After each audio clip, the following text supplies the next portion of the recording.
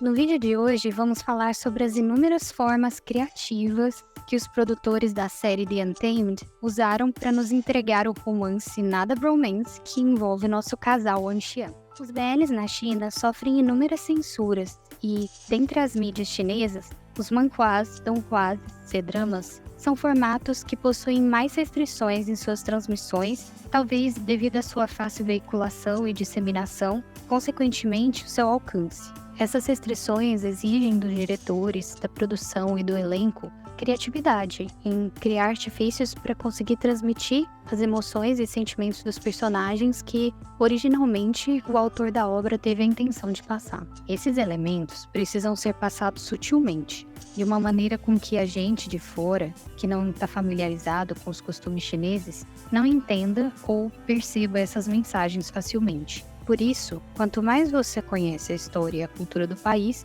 melhor é a sua compreensão do romance. A história não está sendo contada apenas pela interpretação. Cada elemento presente no cenário, música, vestimenta, conta um pouco mais sobre a cena e serve como tradução de situações que precisam ficar nas entrelinhas. Fizemos então um top 20 momentos mais gays de The Untamed e aposto que muitas dessas cenas vocês não sacaram. Então vamos fazer assim? Assiste o vídeo aí e vai somando quantas cenas passaram despercebidas, combinado? Vamos começar. Começando já por um que não foi nada sutil. Logo no terceiro episódio, Wei Wuxian flerta com Mian Mian fazendo um trocadilho. Esse diálogo acontece em um momento bem posterior na novel e ele é baseado num poema chinês onde Mian Mian pode ser interpretada como uma dama e Yuan Dao como um interesse romântico, o homem no qual ela pensa. Mais tarde, nesse mesmo episódio, Wei Wuxian, Jian Chan e Yan Li vão para o Recanto das Nuvens, mas esquecem suas entradas na vila e o Wei Wuxian precisa voltar para buscá-las. Vendo a preocupação da Yan Li, Jian Chan tenta acalmá-la dizendo: é difícil saber se ele não está aí se divertindo com a Mian Mian ou com o Yuan Dao agora. Assim, essa cena insinua a bissexualidade do Wei Wuxian. Um dos momentos ocultos mais gays é essa segunda cena que eu aposto que passou despercebida, que é quando Lan Wangji agarra o Wei Wuxian e o Wei Wuxian diz a seguinte frase em mandarim, que significa é impróprio nos agarrarmos assim. Pode parecer simplesmente que ele está se referindo a um mau comportamento, mas desde quando o Wei Wuxian liga para isso? A frase que o Wei Wuxian usa aqui está intimamente associada a outra frase em mandarim, Lo Lo Pao Pao Tin Tin Wo Wo, que significa contato físico excessivo, como abraços entre amantes. O Wei Wuxian, então, está explicitamente incomodando o Wangji ao dar uma conotação romântica a esse toque dele. Nós, meros espectadores, podemos não perceber, mas Lan Wangji saca todos os avanços do Wei Wuxian. Por exemplo, na biblioteca, quando ele está moendo a tinta para o Lan Wangji enquanto ele escreve as regras do clã, perguntando quantas vezes ele ainda teria que pedir desculpas, Lan Jian chega a ficar impaciente por não acreditar que ele esteja sendo sincero. E, quando ele diz que pode pedir ajoelhando, fica mais bravo ainda por não saber até que ponto isso era uma brincadeira do Wei Wuxian ou não. Dando um pouquinho mais de contexto, moer tinta requer muita paciência. Geralmente representa que um está disposto a esperar pelos sentimentos do outro, apoiando-o e estando ao seu lado. E a carinha que o Wei Wuxian faz nessa cena é a melhor. Esse quarto elemento é mais conhecido, mas não custa mencionar. Os coelhos na China são o símbolo da homossexualidade, já que Tu'ershan, o espírito coelho, é uma divindade que rege o amor e o sexo entre homossexuais. Essas bolinhas de pelo fofas estão frequentemente sendo usadas para simbolizar o amor dos Wuxian, na novel e em todas as suas adaptações. Inclusive, é o animal favorito do Lan Jian. O quinto momento é uma cena em que o Wei Wuxian faz um símbolo de tesoura, cortando figurativamente as mangas do Lan Jian. Nós, fãs de Damei, descobrimos cedo que, na China, corta-manga é um termo utilizado para se referir aos homossexuais, e Wuxian, inclusive, se intitula corta-manga na novel. Esse termo ele tem origem num conto chamado A Manga Cortada, que fala sobre Tuanshu, o mais famoso imperador gay na história chinesa, muito bem contado por seu companheiro masculino Tongxian. Um dia, eles estavam tirando um cochilo juntos e, quando o imperador acordou, ele pensou que não poderia se levantar, já que Tongxian estava dormindo em cima de sua manga. Para não acordá-lo, o imperador cuidadosamente cortou a manga dele e foi silenciosamente embora. Wei, você não tem jeito mesmo, né? E não acaba por aí. No sexto momento, assim que o Wei Wuxian, Jiang Chan e os outros estão retornando da caça aos ghouls aquáticos, Wei Wuxian compra algumas nésperas. Assim que ele morde a fruta, ele joga uma para o Lan Jian, que a recusa imediatamente. Tradicionalmente, na cultura chinesa, as nésperas simbolizam os desejos de um casamento e de uma família felizes. Lan Jian, captando a mensagem, rejeita a fruta e responde prontamente a frase Mei Ting Diao, que significa falta de emoções. Nesse trecho da novel, o motivo que leva o Wan Ji a recusar a fruta é mais explícito. Foi uma reação de puro ciúme em relação ao fato do Wei Wuxian ter claramente flertado com as moças que estavam ofertando as nísperas.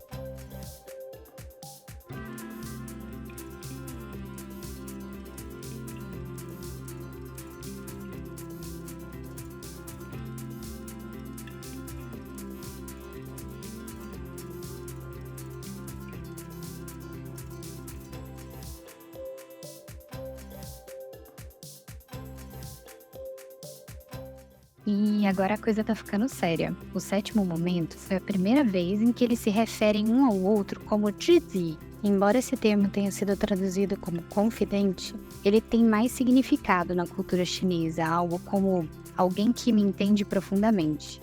E isso foi dito bem na frente do Lan Qiren. Dá até pra ver a cara do velho, coitado, muito abalado nesse momento. Nessa oitava cena, nós temos o significado da fita dos Lan. Esse acessório simboliza o autocontrole do discípulo que somente se permite abrir mão desse controle perante a pessoa amada. Sendo assim, esse acessório pode ser tocado só pelos familiares ou por essa tal pessoa amada. Logo nos primeiros episódios, o Lan Jian teve que amarrar sua fita no Wei Wuxian por uma série de fatores. A princípio, ele não tinha se tocado disso, mas assim que os dois saem da caverna, ele volta a si e, ao perceber o que ele tinha feito, ficou muito bravo. No nono momento, o Wei Wuxian diz a seguinte frase em mandarim, do Gu Tiu Bai, que significa meu tipo favorito, querendo dizer que ele nunca havia encontrado um oponente à altura e Lan Wangji então era o seu ideal. Nesse momento, quando Wei Wuxian diz que admira o Lan Wangji, como se a sua profunda admiração já não fosse óbvia o bastante em palavras, a reação do Jiang Chan fecha essa cena com chave de ouro. Nesse momento, o Jiang Chan chama Wei Wuxian de Pu Yaolian, que literalmente significa desavergonhado. Essa frase é frequentemente usada quando alguém está sendo descaradamente paquerador. Então, imagino que o Wei Wuxian escute isso todo santo dia da vida dele. Depois de criar um feitiço para mantê-los conectados, Wei Wuxian pergunta ao Lan Wangji como ele deveria chamar esse feitiço. Ele mesmo sugere Hui e depois Tong Pao, termos esses que vêm da frase em mandarim Ye Hui Ye Zi Tong Pao, que se refere à beleza de uma vida duradoura junto com um parceiro, mesmo que essa vida seja difícil. Enfim, eu te entendo, Lan Wangji, como não se apaixonar por um cara flertando assim o tempo inteiro com você?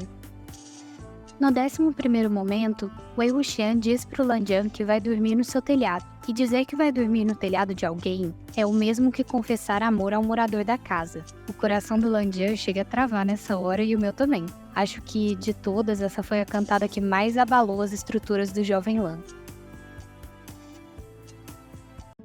A música que Lan Wangji canta na caverna foi composta por ele mesmo quando Wei Wuxian saiu de Gusu, e ela é a música tema do drama. Uma parte da letra diz assim: então, você sempre foi o único em meus pensamentos. Como posso evitar esses profundos sentimentos? Essa música tem vários outros trechos interessantes, inclusive um que fala das nísperas. Caso não conheça a letra, vale a pena pesquisar.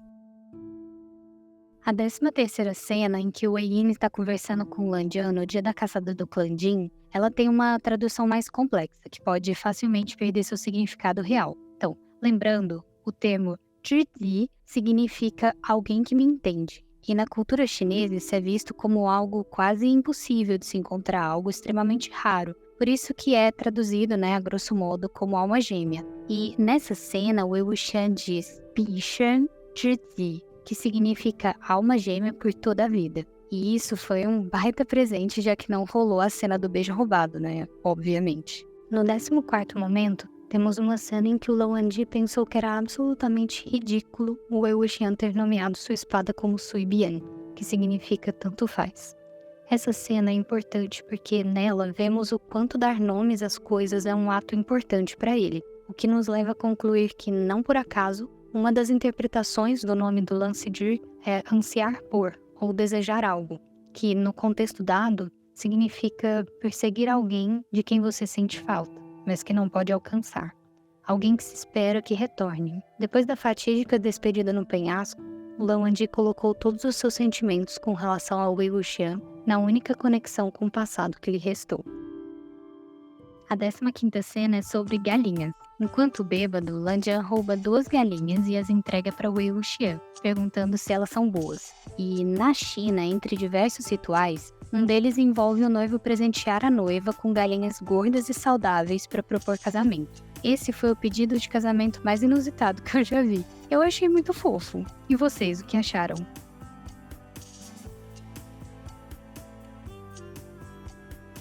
O 16º momento é a cena na qual o papelzinho com a consciência do Wei Wuxian manda um beijo para o Lan Jian e toca na sua fita. E, bom, depois de a gente entender o significado da fita, essa cena fica autoexplicativa, né? Quanto ao figurino, os figurinistas optaram por dar ao Wei Wuxian desde o início um robe externo preto e o interno vermelho, tornando essas as cores que definem o seu personagem. E a caracterização não ficou só na roupa. A fita vermelha no seu cabelo se tornou inclusive uma marca registrada. Sabendo quão íntimas são as vestes de baixo dentro da cultura chinesa, quando vemos uma cena em que o Wei Wuxian está usando as roupas de baixo brancas do Lan Jian, eles quiseram nos mostrar ali que a relação entre os dois era íntima o suficiente para usarem roupas de baixo um do outro. E, dado o contraste das roupas anteriores para as dessa cena, fica difícil de não notar isso. Uma fã postou no final do Twitter que essa cena do incenso faz referência ao capítulo extra da novel, O Incensário. A cena em si não acrescenta nada sólido à trama, uma cena onde o Wei Wuxian ainda está usando roupas brancas. Então, será?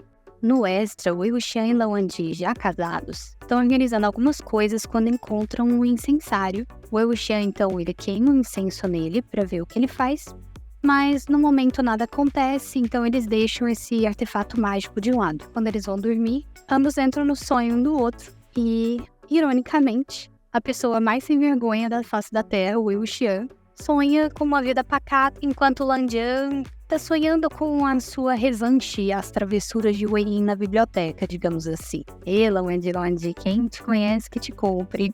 Continuando nos detalhes de figurino, no segundo cerco acolhendo a sepultura, Wei Wuxian retira o seu roubo externo e fica apenas com as roupas de baixo do Lawandi à mostra, na frente de todo mundo. Nessa cena, esse ato íntimo mostra que a relação dos dois não só está estabelecida, como também é compreendida pelos demais. Essa última cena é realmente emocionante, então preparem seus lencinhos. Na tradição chinesa, um dos rituais de casamento são as 3 reverências. Uma parte da cerimônia tradicional de casamento em que os noivos fazem uma reverência para os céus e a terra, outra para os pais e uma terceira para o parceiro. Na série, felizmente, Lawandi e Wei Wuxian completam as 3 reverências e, quando Wei Wuxian fala com os Jian, ele apenas diz a primeira frase dessa oração feita na novel. Na novel, o casal não chega a fazer a terceira reverência e somente o que o Wei Wuxian diz em seguida deixa clara a sua intenção de concretizar esse ritual. Ele diz: Tio Jian, Senhora Yu, sou eu de novo. Estou aqui para perturbá-los mais uma vez, mas eu realmente queria trazê-lo aqui e mostrá-lo para vocês. Deixem as 2 reverências que acabamos de fazer contarem como se tivéssemos nos curvado para os céus e a terra e para o pai e a mãe. E, por favor, me ajudem a manter essa pessoa ao meu lado. Por um tempo, vou ficar devendo a vocês a última reverência, mas vou encontrar alguma oportunidade de completá-la no futuro. E é isso, pessoal. Esses foram os 20 momentos mais boiolas que passaram pela censura. Seja de uma forma mais implícita ou explícita, através de texto verbal ou através de figurino e de ações de personagens, todo o time envolvido nessa série conseguiu transmitir muito bem os sentimentos desse casal maravilhoso. Deem uma olhada nas suas anotações e me digam aí nos comentários que detalhes vocês perceberam de primeira, quais que vocês deixaram passar e, caso a gente tenha esquecido de mencionar alguma coisa, avisem também nos comentários. Aproveitem para compartilhar esse vídeo pra galera que fala que The Untamed é só um romance. E um beijo, até o próximo vídeo.